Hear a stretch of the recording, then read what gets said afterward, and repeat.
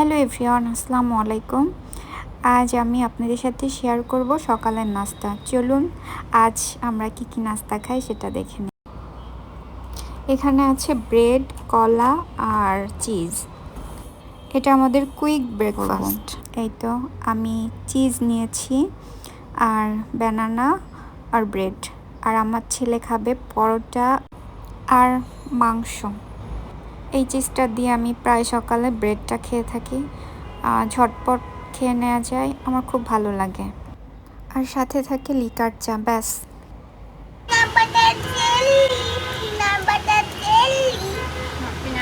এই তো আমি ব্রেডের উপর চিজটাকে স্প্রেড করে দিচ্ছি আর এর উপর একটু মধু দিয়ে দিব, তাহলে খেতে অনেক বেশি টেস্টি লাগবে। আর হ্যাঁ, ব্রেডটাকে আমি 180 ডিগ্রিতে 5 মিনিটের মতো সেঁকে নিয়েছি। এরপর আমি এই যে ব্ল্যাক টিটা বানিয়ে নিচ্ছি। এটাই আমাদের সকালের নাস্তা। সবাইকে ধন্যবাদ। যদি আমার ভিডিওটা একটু আপনাদের ভালো লেগে থাকে, please subscribe my channel, like, comment এবং শেয়ার করবেন। সবার জন্য অনেক অনেক শুভকামনা, দোয়া।